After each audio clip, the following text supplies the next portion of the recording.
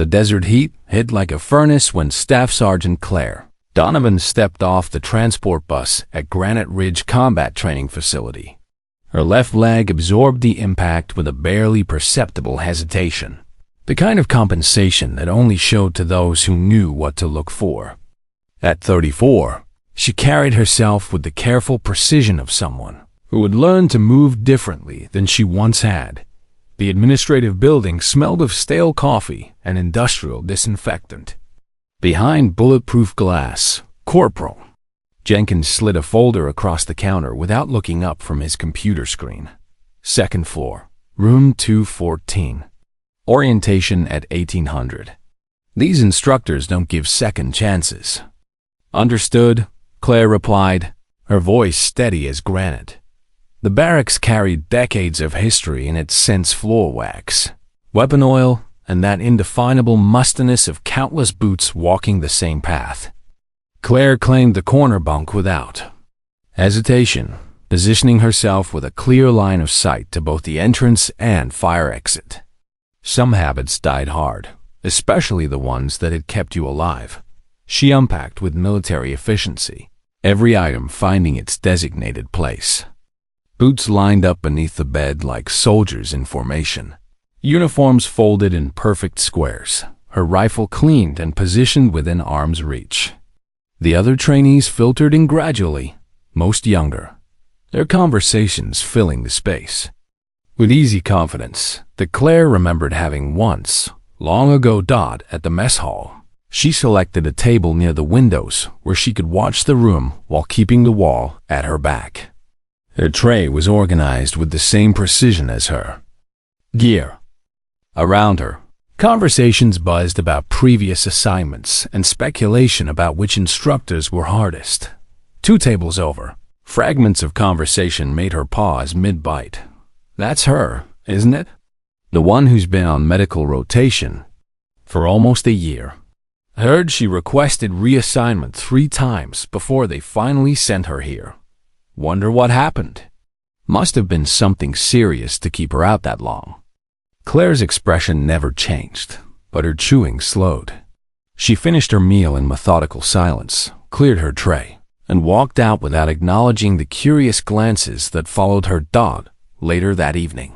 She found herself on the outdoor equipment maintenance area, methodically cleaning her rifle for the 3rd time that day. Her movements were fluid, automatic hands that knew every spring, every pen, every tolerance by touch alone.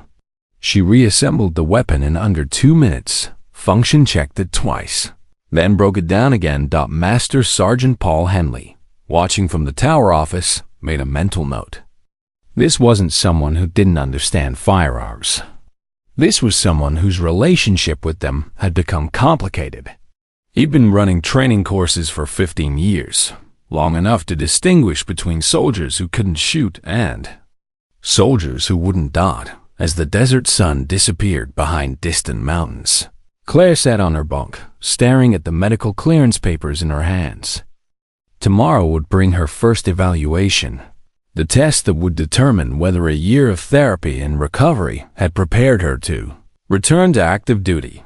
What none of her fellow trainees knew was that Staff Sergeant Claire Donovan had once been considered one of the finest marksmen in the entire United States Army. What they were about to discover was that sometimes the most dangerous people are the ones carrying the heaviest burdens. The rifle range stretched across 200 meters of desert hardpan, heat shimmers already rising from the concrete shooting positions despite the early hour.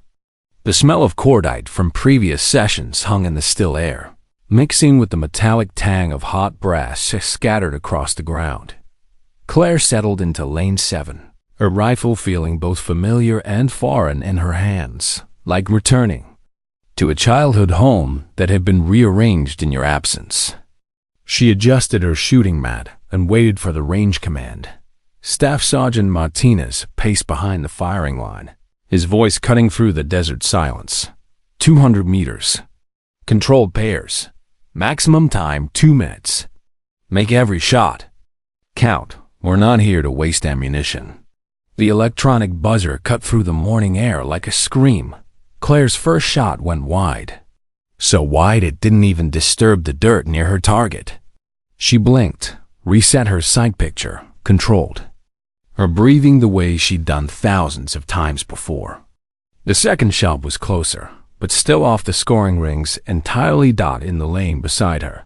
Young specialist Tommy Reynolds was punching neat holes in the 10 ring, his rifle cracking in steady rhythm. Claire fired again and again, each shot finding somewhere other than where she'd aimed.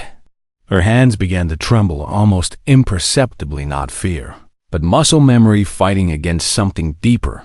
Darker dot, the target downrange blurred, its black silhouette shifting and changing until it wasn't cardboard anymore. For a split second, she was back in that alley in Al-Bashra, finger on the trigger, watching a shape step from the shadows. Time. Martinez's voice snapped her back to the present. Her target looked like a rookie's first attempt. Holes scattered across the backstop, only 3, actually, on paper. She cleared her weapon in silence, safety on, muzzle down, and stepped back from the line. Behind her, someone muttered just loud enough to be heard. Jesus, looks like somebody's qualification records don't transfer. Another voice, quieter, but still audible. Maybe some people just aren't cut out for this anymore. Claire began policing her brass, collecting each piece of spent ammunition with methodical care. She didn't respond to the comments, didn't even acknowledge that she'd heard them. But Master Sergeant Henley, watching from the tower, noticed the way her jaw tightened, almost imperceptibly, before relaxing again. The urban combat course was a maze of shipping containers and plywood, walls designed to simulate close-quarters fighting. Claire stacked up outside the first door with her squad corporal Stevens, barely 22 and bouncing slightly on his toes. Specialist Kim, maintaining perfect stillness. And Staff Sergeant Brooks, the team leader who'd seen enough deployments to know that flashy heroics usually got people killed. "Reach her up," Brooks called. The simulated explosive charge banged against the door, and they flowed through the breach in textbook formation. Should have been like breathing for someone with Claire's experience. Instead, she hesitated at the threshold, just for a heartbeat, but long enough for the timing to fall apart. Stevens went through the door, alone, and immediately took a simulated hit from a role player with a laser tag system. Red lights flashed. A harsh buzzer sounded. "Thanks for the backup," Stevens muttered, disgust evident in his voice. Brooks shot Claire a look that was more puzzled than angry. They regrouped and continued through the structure, but the rhythm was broken. Each subsequent room felt forced, artificial. Her muscle memory fought against phantom triggers that only she could see. At the final objective, a simulated hostage rescue, Claire froze completely. The hostile target popped up, weapon raised toward the cardboard civilian, and for 3 endless seconds, she simply stood there. The buzzer marking mission failure seemed to echo forever in the confined space. "Donovan!" Brooks's voice cut through her paralysis. "Where the hell were you?" She blinked, oriented herself, lowered her weapon. "Here, Sergeant. I'm here." But they all knew she hadn't been. That night in the barracks, conversations died when she entered a room. She wasn't being ostracized, not yet, but the easy camaraderie that bound training groups together hadn't extended to include her. She lay on her bunk after lights out, staring at ceiling tiles and listening to the subtle sounds of 30 people, trying to sleep in the same space. Somewhere across the room, Stevens was talking in hushed tones to Kim and another specialist named Torres. "I don't know what her deal is, but she's going to get someone hurt if she keeps freezing up like that. Maybe she's just rusty." Kim's voice was more charitable. "You're out of rotation. That's a long time." "Rusty doesn't explain what happened today," Torres whispered back. "That was something else entirely." Claire closed her eyes and focused on controlling her breathing. In through the nose, hold for 4, out through the mouth.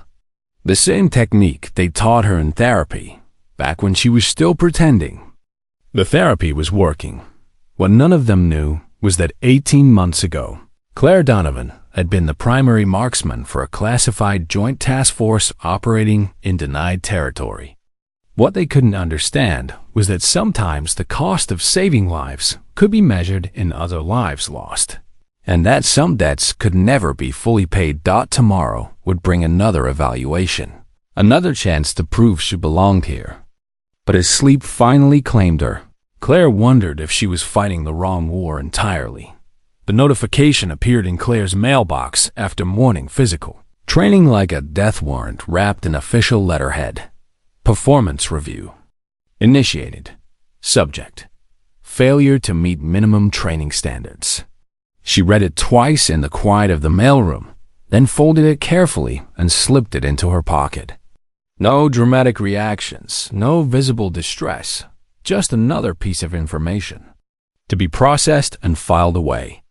But Master Sergeant Henley, who had been watching her more closely than she realized, noticed how she held herself a little straighter as she walked back to the barracks, the way someone does when they're carrying weight they don't want others to see. The weapons qualification course had been redesigned since her last attempt. More targets, tighter time constraints, scenarios that demanded split-second decision-making under pressure. Claire approached the starting line with her usual measured pace, gear squared away with military precision. But something was different. This time, word had spread through the training company about her struggles, and a small crowd had gathered at the observation area. Not to cheer her on to watch the spectacle of a supposedly elite soldier's public failure. "Shooter ready?" Henley called from the control tower. "Ready," Claire responded, though her voice carried a tremor she couldn't quite suppress.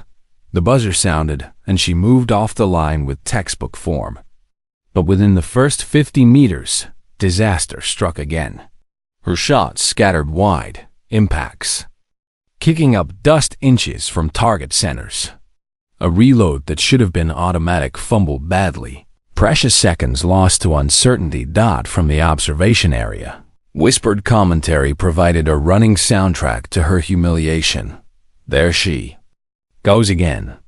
How did someone like that even make it to staff sergeant? I heard she's got connections somewhere. Only way to explain it.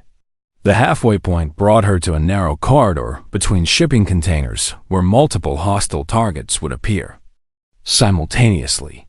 This was where previous runs had completely fallen apart, where whatever demons she carried would manifest in frozen trigger fingers and missed opportunities. The first target snapped up with mechanical precision. A rifle rose to her shoulder, sight picture aligned. But as she held the position, the cardboard silhouette began to shift, became something else, a memory from a dusty alley where split-second decisions carried permanent consequences. She hesitated, finger resting on the trigger guard instead of the trigger itself. 1 second, 2, 3. The target timer ticked down toward automatic failure. Time! Henley's voice cut through the desert heat. Claire lowered her weapon and stepped back from the firing line. Her target array looked like abstract art holes, scattered randomly across backstops and berms, with only a handful actually striking scoring zones. The silence from the observation area was somehow worse than the whispered comments had been.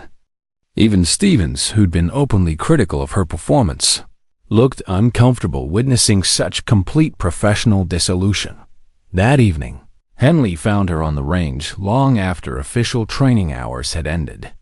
She was running through dry-fire exercises in the fading light, her rifle tracking across imaginary targets with mechanical precision. Each movement was technically perfect: stance, sight picture, trigger control, but something crucial was missing. "Rough day?" he asked, settling onto the bench beside her shooting position. "Every day is rough, Sergeant. Some are just more obvious about it." Henley studied her profile in the gathering dusk. "You know, I've been doing this job for a while. Seen a lot of soldiers come through here. Some good, some not so much. but I've never seen anyone whose gear maintenance is perfect, whose technical knowledge is flawless, and who still can't hit the broadside of a barn. Claire's hand stilled on her rifle. Maybe I'm a first. Maybe, or maybe something else is going on. She was quiet for a long moment, watching the desert horizon swallow the last of the daylight. Permission to speak freely? Always. Sometimes. Muscle memory isn't enough. Sometimes your brain gets in the way of what your body knows how to do. Her voice was steady, but Henley caught something underneath it. Not quite pain, but its close cousin. And sometimes the only way to get past it is to stop trying so hard to forget. Henley nodded slowly. The doctors tell you that time heals. All wounds? They did, for about a year. Claire stood, shouldered her rifle. Turns out some wounds don't want to heal. They just want to be acknowledged. She walked back toward the barracks, leaving Henley alone with the desert silence and a growing understanding that Staff Sergeant Claire Donovan was fighting a war that had nothing to do with targets and everything to do with ghosts. What Henley didn't know, what none of them knew, was that help was already on the way. 200 miles to the east, a secure phone line was carrying a conversation between people whose names didn't appear on public organizational charts, and a plan was being set in motion that would either save Claire's career or end it permanently. The next morning would bring visitors whose presence would change everything, though whether for better or worse remained to be seen. The black SUVs appeared on Tuesday morning like storm clouds on a clear horizon. 2 vehicles with government plates and tinted windows that reflected the desert sun in sheets of silver. They rolled through the main gate without stopping at the checkpoint, moving with the casual authority of people who'd made arrangements in advance. Claire was cleaning her rifle at the outdoor armorer's bench when the convoy passed, and something in her posture changed immediately. Not alarm recognition. Her hands continued their methodical work, but her eyes tracked the vehicles until they disappeared behind the administration building. Other trainees stopped what they were doing to stare. Black SUVs usually meant inspections, investigations, or visits from people whose names didn't appear on public org charts. Conversations quieted, then resumed in hushed tones as everyone tried to figure out what kind of trouble might be heading their way. Only Claire seemed unsurprised. The rear doors opened first, revealing 2 men in civilian clothes who moved with the easy confidence of federal agents or contractors. They flanked the third figure who emerged from the lead vehicle, a man whose bearing immediately commanded attention, even without uniform insignia to announce his importance. He was tall without being imposing, built like someone who'd spent years carrying heavy loads across difficult terrain rather than sculpting muscle in a gym.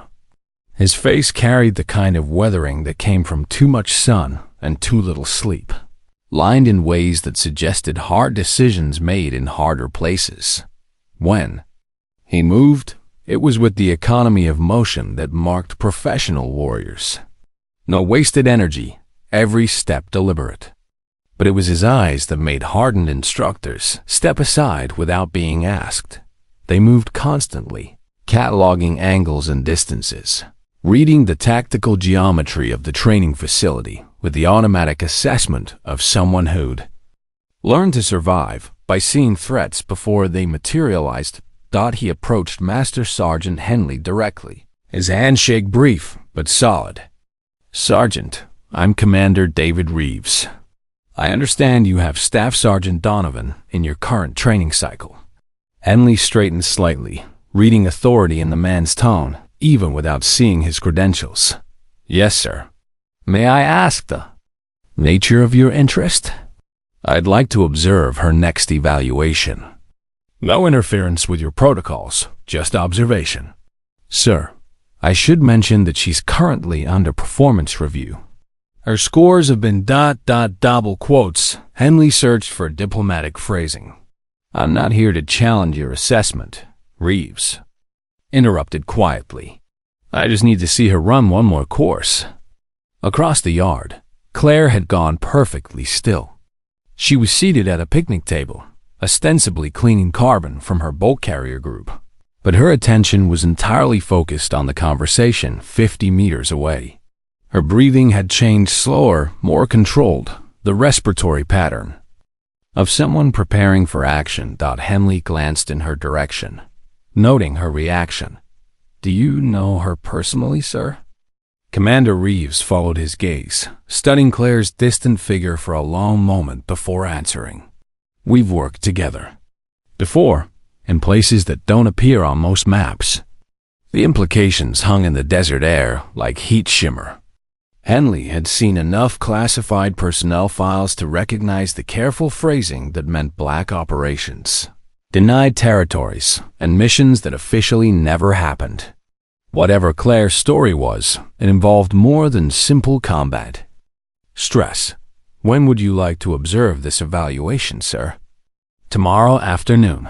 "And Sergeant?" Reeves's tone carried the weight of someone accustomed to having his requests treated as orders.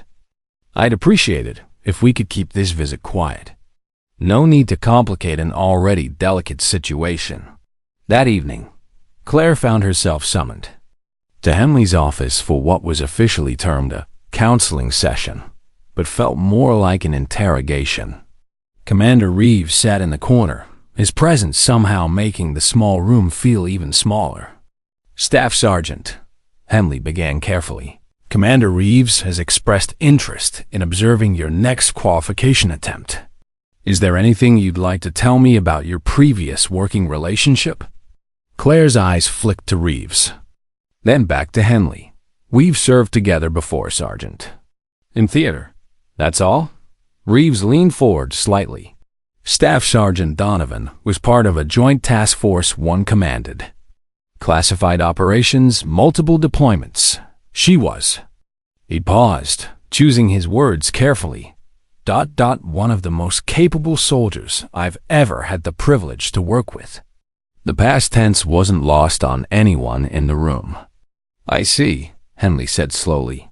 "And you're here because sometimes good soldiers get lost on their way home from bad places," Reeves replied. "And sometimes they need someone who is there with them to help them find their way back." Claire's hands tightened almost imperceptibly in her lap. "Sir, with respect, some paths can't be retraced." "No," Reeves agreed, "but they can lead somewhere new." The conversation ended without resolution, but something had shifted.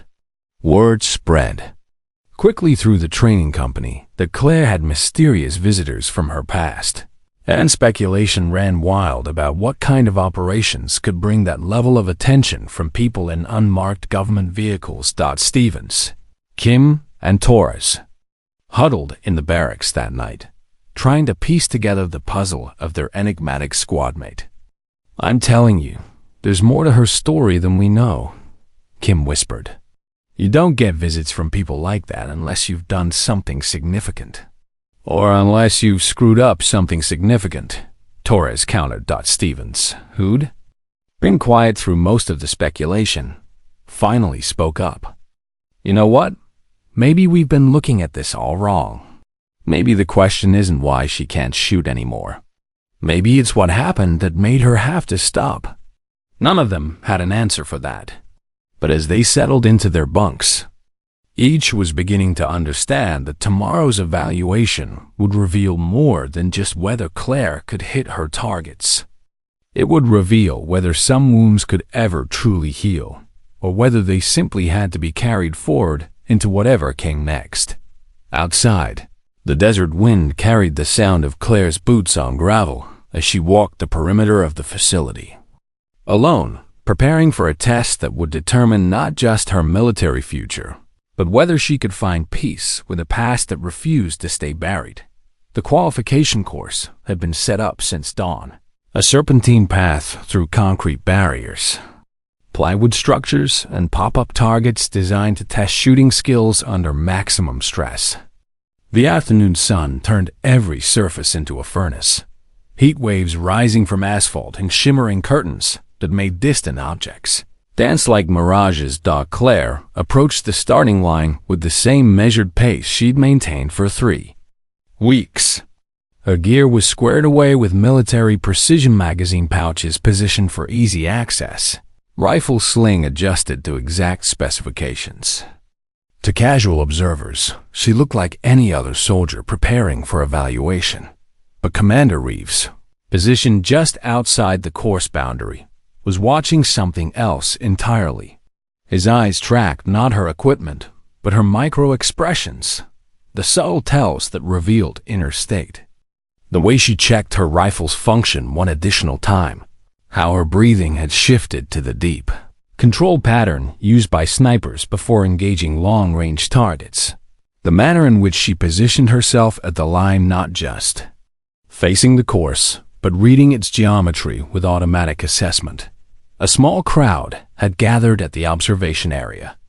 Word of the mysterious visitors had spread, and curiosity about the failing soldier, who apparently wanted high-level attention, had drawn spectators from across the training facility. Stevens, Kim, and Torres stood together, their earlier mockery replaced by something approaching respectful uncertainty. Henley raised his clipboard. "Shooter ready?" "Ready," Claire responded, her voice carrying none of the tension visible in her posture. The buzzer shattered the desert silence. She moved off the line with textbook form, smooth, controlled, technically proficient. But within the first 30 meters, the familiar pattern reasserted itself. Her first shots went wide, impacts kicking up dust several inches from target centers. A reload that should have been automatic fumbled slightly. Precious milliseconds lost to uncertainty. From the shadows cast by nearby equipment sheds, other trainees watched with the mixture of curiosity and discomfort that comes from witnessing someone's professional dissolution. Stevens shook his head slowly. Kim studied her boots. Torres muttered something about hoping she'd get reassigned before hurting someone. Commander Reeves observed without emotion, his expression unreadable behind wraparound sunglasses. Claire reached the halfway point, a narrow corridor between 2 shipping containers where hostile targets would appear at close range. This was where previous runs had fallen apart completely, where whatever demon she carried would manifest in frozen trigger fingers and missed opportunities. The first target snapped up with mechanical precision. Her rifle rose to her shoulder, sight picture aligned. But as she held the position, the cardboard silhouette began to shift. The clean lines of the training target blurred, became something else, a memory from a dusty alley in Al Basra, where split-second decisions carried permanent consequences. She hesitated, finger resting on the trigger guard instead of the trigger itself. 1 second, 2. The target timer ticked down toward automatic failure, toward the end of her military career, toward confirmation that some soldiers simply couldn't come home from the wars they'd fought. That's when Commander Reeves stepped forward into her peripheral vision. He raised his right hand sharply, palm facing her, a signal she recognized from operations conducted in places that officially didn't exist. His voice cut through the desert heat with the authority of someone who'd given orders in life-and-death situations. "Claire." She shifted her gaze toward him without lowering her rifle. "One mistake doesn't erase the lives you've saved," he said, his tone carrying absolute certainty. "If you think it does, you've got more work ahead of you. You want it balanced? Save more." The words hit like a physical impact. Something in her chest loosened, not entirely, but enough. The target downrange became a target again, not a ghost. From memory, her breathing evened out. Shoulders dropped into their natural position, and decades of training reasserted themselves. The rifle cracked once, twice center mass hits, clean and decisive. What followed was 3 minutes of violence. So controlled and precise, it seemed choreographed. Claire flowed through the course like water finding its natural path. Each movement was economical and purposeful. Hostile targets dropped the instant they appeared. Civilians remained untouched despite appearing in complex scenarios designed to force split-second discrimination. Her reloads happened without conscious thought, empty magazine dropping free as her support hand already reached for fresh ammunition. New magazines seated and bolt released in one fluid motion that never broke her stride. Transitions between targets were smooth as silk, her muzzle tracking in straight lines that wasted neither time nor motion. At the final scenario, a hostage situation with the civilian positioned inches from two hostile targets, she didn't hesitate. The geometry was clear to her trained eye. Angle of engagement, backdrop consideration, collateral damage assessment. Two controlled shots milliseconds apart. Both hostiles down, hostage marker untouched. The final buzzer sounded, but it was the success tone this time, the sound that marked mission completion rather than failure. Henley stared at his stopwatch, then checked it again to make sure the numbers were real. Not just a passing score, a course record that would stand on the board for the rest of the training cycle, possibly longer. Around the observation area, conversations had died completely. Stevens's mouth hung open slightly.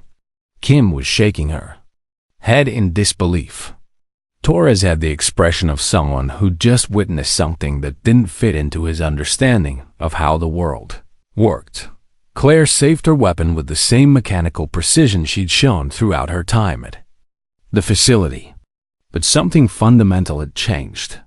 The careful hesitation that had marked her every movement was gone, replaced by the quiet confidence of someone who'd remembered what they were capable of. Commander Reeves approached her position with the same measured pace he'd maintained throughout the evaluation. No celebration, no dramatic congratulations, just the professional acknowledgement of one warrior recognizing another's capabilities. "Good shooting," he said simply. "Thank you, sir." Henley joined them, still processing what he'd witnessed. "That was ... significantly different from your previous performances." Claire nodded toward Reeves. "Sometimes you need someone to remind you that carrying guilt and carrying responsibility aren't the same thing." But even as she spoke those words, Claire knew that her trial wasn't over. The shooting had been the symptom, not the disease.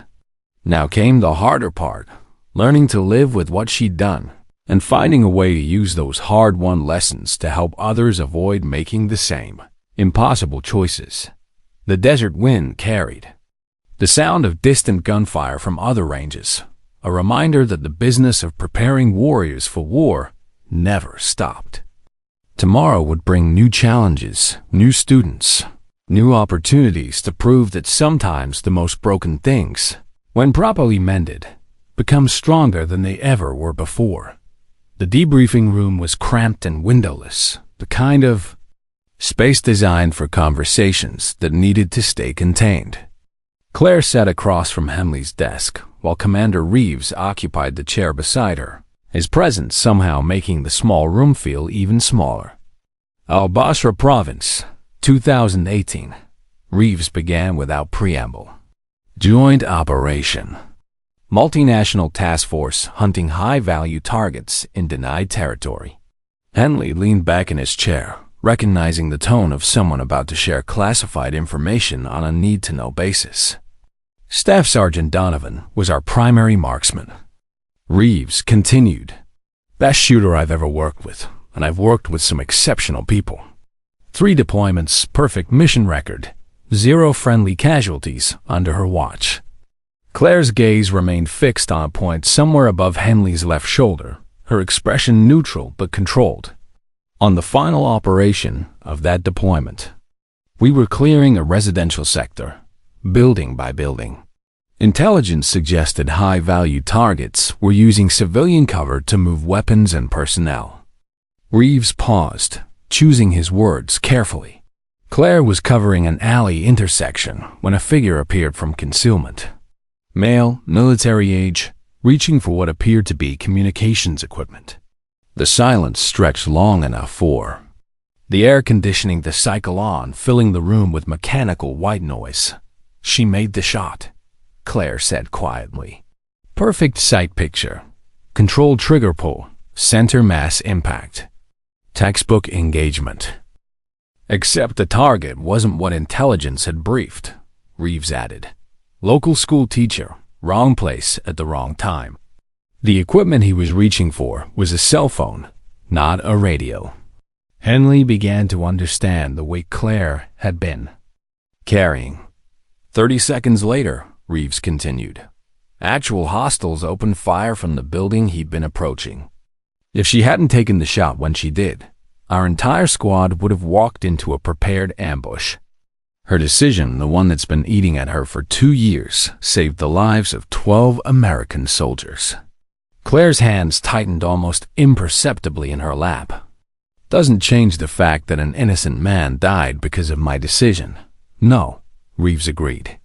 It doesn't. But it also doesn't change the fact that 12 families didn't lose fathers, husbands and sons because you made the hard choice when it needed to be made. Henley studied them both, beginning to piece together the psychological complexity of what he'd been witnessing. So the performance issues combat stress reaction?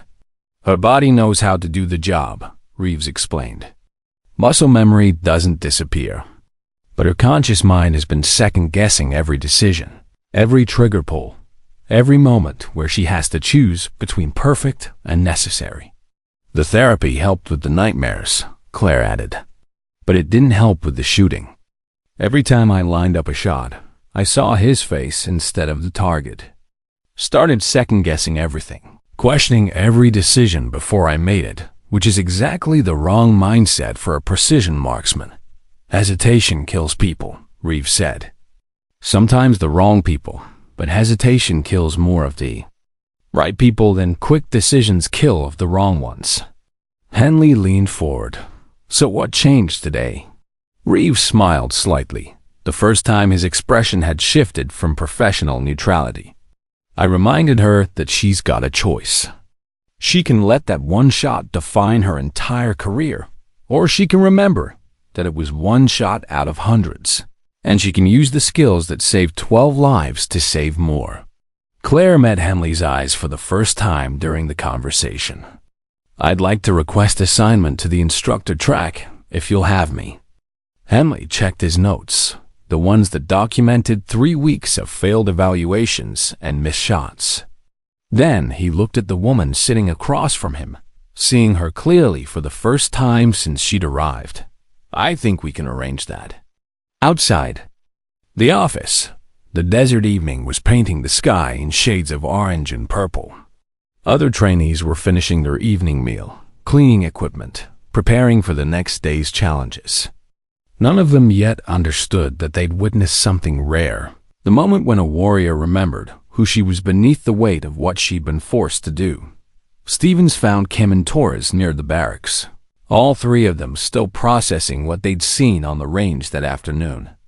I owe her an apology, Stevens said quietly. Hell, we all do.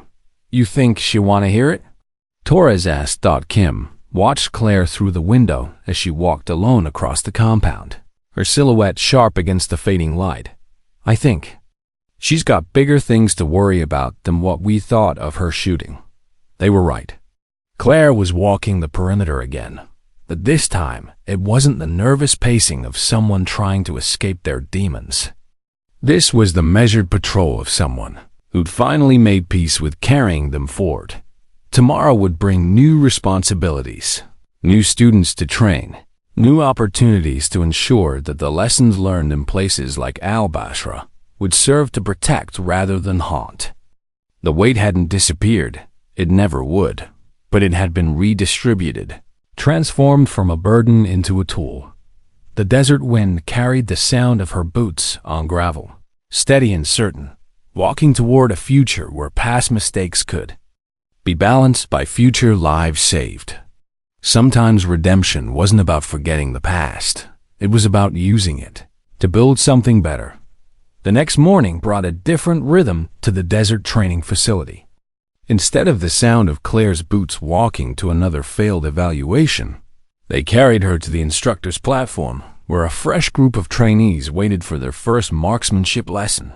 She stood behind the demonstration rifle. Number. Longer the struggling student, but the teacher whose job was to pass on skills that might someday save lives.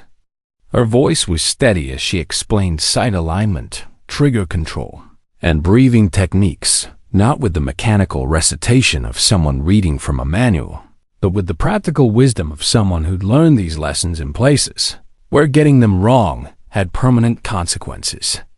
The rifle doesn't care about your feelings, she told the assembled soldiers. It doesn't care if you're nervous, angry, or scared.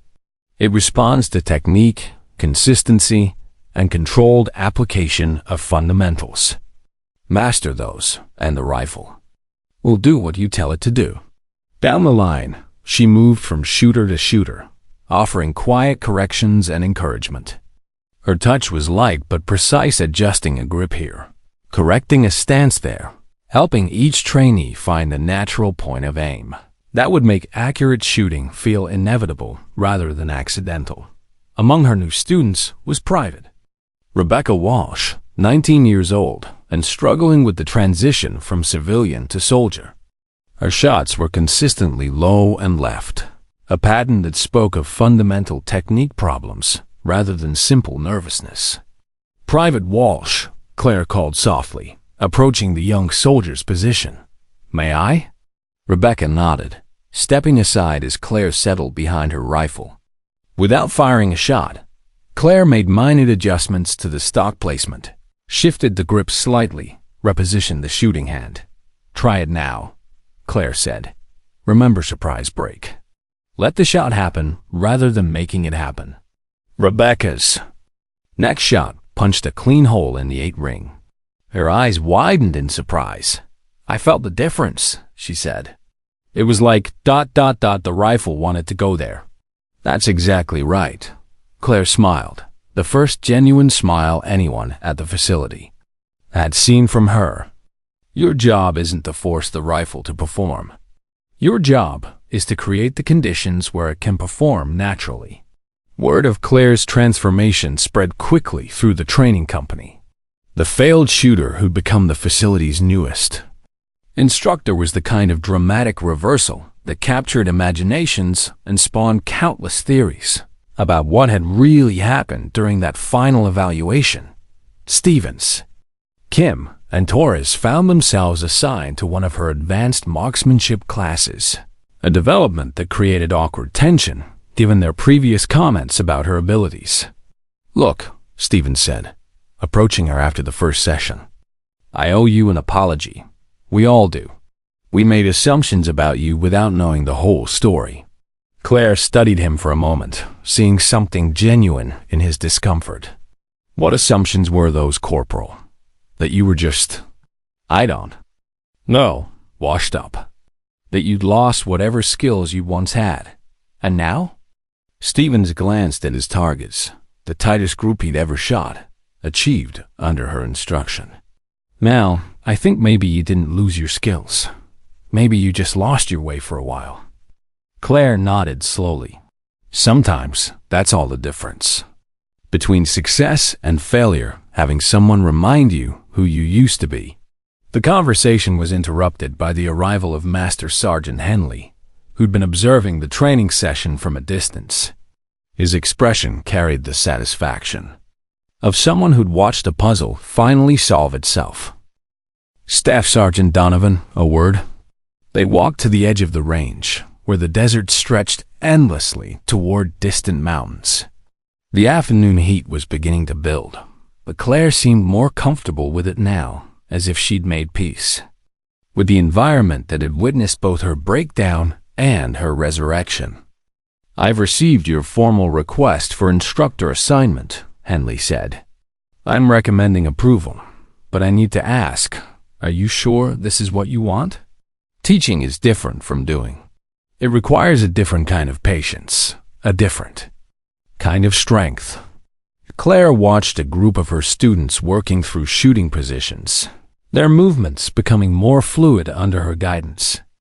"Sergeant, for 2 years I've been carrying the weight of one decision that went wrong.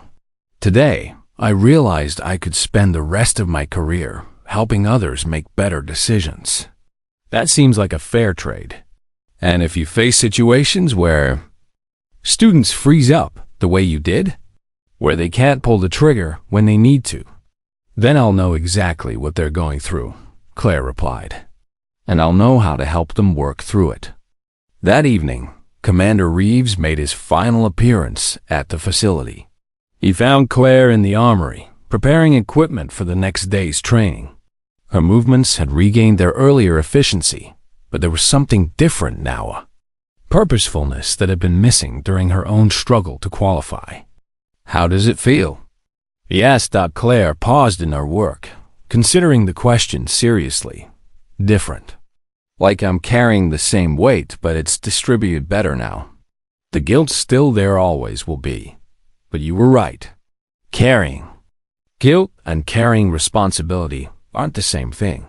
I can honor what happened to Al Basra by making sure it doesn't happen to someone else because they weren't properly trained." Reeves nodded, understanding the distinction. "For what it's worth, you're probably the best instructor this facility has seen in years. The trainees respond to you differently than they do to someone who learned to shoot in peacetime. Because they know I've been where they might be going," Claire said.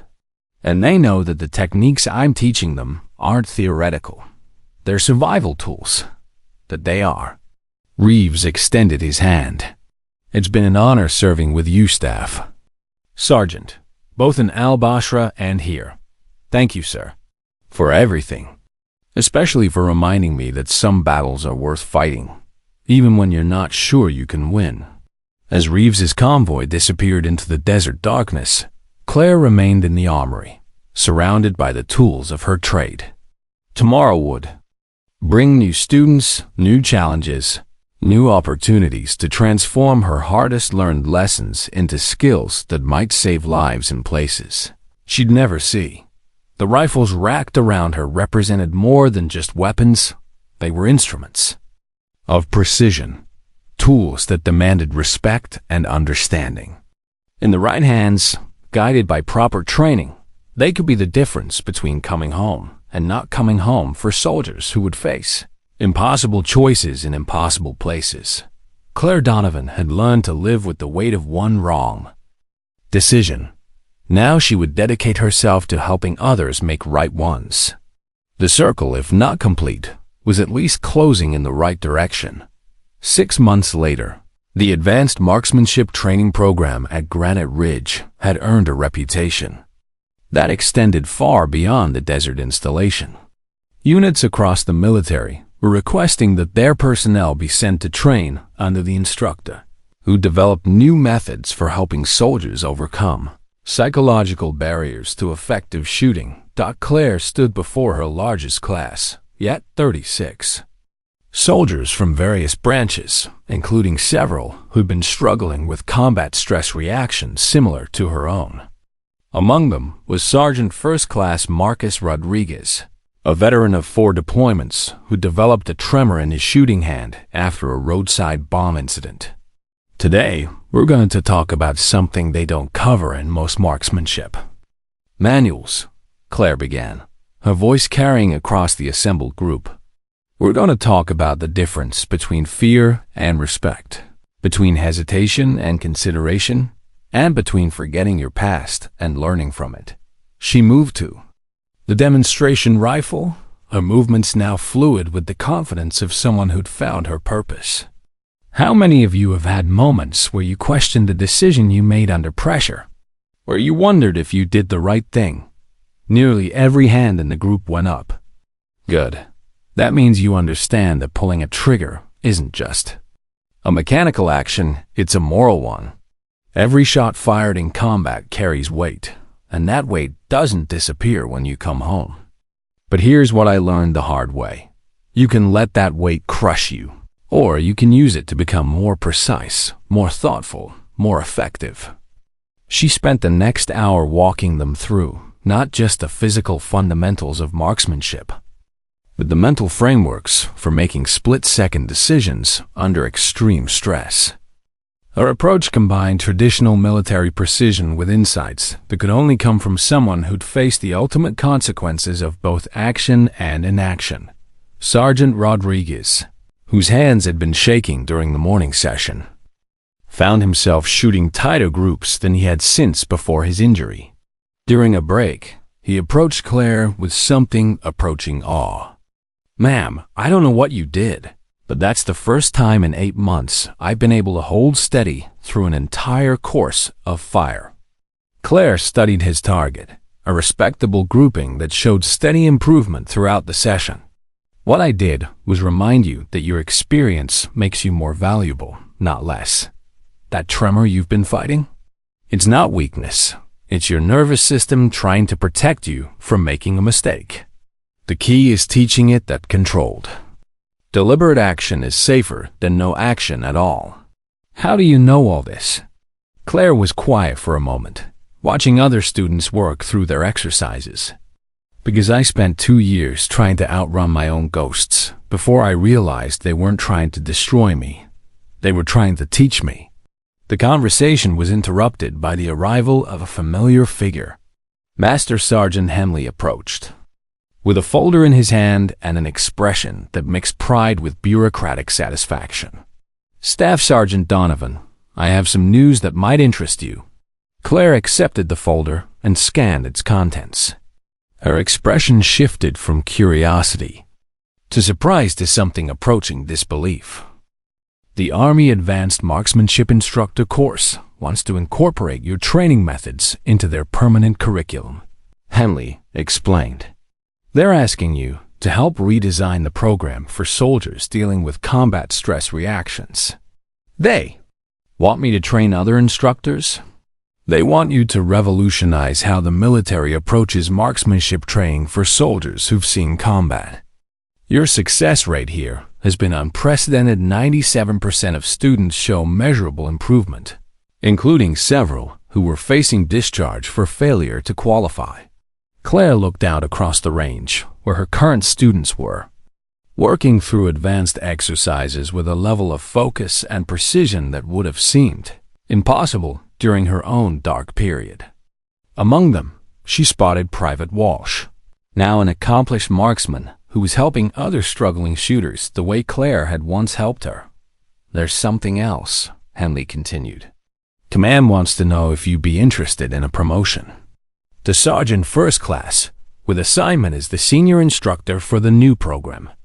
The offer represented everything Claire had once thought she'd lost forever: career advancement, recognition, the chance to make a lasting impact on military trained doctrine.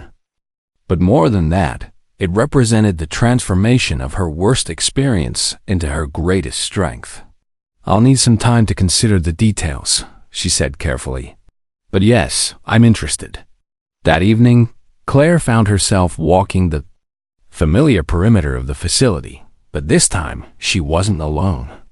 Several of her students had requested permission to join her, wanting to continue discussions that had begun in the classroom. Among them were Rodriguez, Walsh, and even Stevens, who'd become one of her most dedicated students. "Can I ask you something personal, Sergeant?" Walsh said as they walked. "What made you decide to become an instructor instead of trying to get back to operational units?" Claire considered the question, watching the desert sunset paint the sky in familiar shades of orange and purple. "I realized that I had 2 choices. I could spend the rest of my career trying to prove that I was the same person I'd been before, Albasra, or I could become someone better, someone who could help others avoid the mistakes I'd made and learn from the ones they couldn't avoid." "Do you ever regret not going back to the field?" Rodriguez asked. "Sometimes," Claire admitted. "But then I see someone like you regain confidence they thought they'd lost forever. Or watch someone like Private Walsh go from struggling with basic marksmanship to helping other students. And I remember that there are different ways to serve." Stevens, who'd been quiet through most of walk, finally spoke up. "I've been thinking about what you said that first day about the rifle not caring about our feelings. But you care about our feelings, don't you? That's what makes the difference. Claire smiled. The rifle responds to technique and consistency. But the person behind the rifle needs understanding, patience, and sometimes forgiveness, especially self-forgiveness. My job isn't just to teach you how to shoot.